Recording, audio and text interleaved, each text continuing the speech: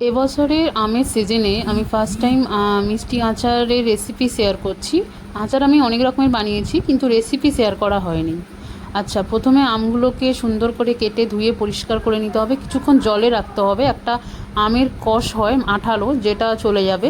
দেন পরিষ্কার করে এটাকে পুরোপুরিভাবে জল ঝরিয়ে নিয়ে নুন আর হলুদ মাখিয়ে রোদে দিতে হবে। বেশিক্ষণ না, 3-4 ঘন্টা দিলেই হবে, কারণ আমরা মিষ্টি আচার বানাবো, এটা বেশিক্ষণ রোদে দিতে লাগে না।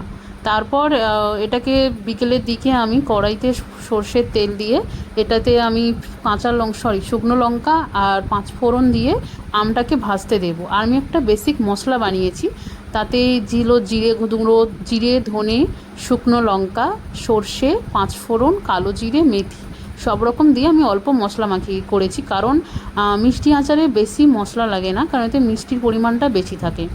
প্রথমে তেলের মধ্যে হিং দিয়েছি, সাথে দিয়ে আমটাকে দিয়ে খুব সুন্দর করে আমটাকে ভেজে নিতে হবে। আর এখানে পরিমাণ মতো নুন দিতে হবে, আর সাথে একটুখানি চুন দিতে হবে। পান খাবার যে চুন হয়, তাতে আমটা গলে যাবে না। আমটা ভাজা ভাজা হয়ে যেতে পরিমাণ মতন চিনি দিতে হবে। আমার আমটা টক ছিল, আমি বুঝতে পারিনি, কিন্তু আমার চিনির পরিমাণটা কম হয়েছে। তোমরা তোমাদের পরিমাণ মতন চিনি দিও, আমার আন্দাজটা একটু ভুল হয়েছে। তারপর হাই হিটে চিনিটা গলে যেতে হবে, ততক্ষণ রান্না করতে হবে। দেখবে চিনিটা গলে যাবে, তখন গ্যাসের ফ্লেমটা মিডিয়ামের থেকে লো একটু রাখতে হবে।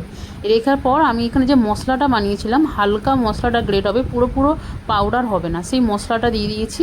দিয়ে এখানে আমি আবার এটাকে কষিয়ে নেব অল্প আঁচে, এটাতে সুন্দর করে কষবে। তারপর আমি একটু সাইডে মৌরি ভেজে রেখেছিলাম, বাট গোটা মৌরি, সেটা দিয়েছি। এটা কি সুন্দর হয়েছে, কেমন খেতে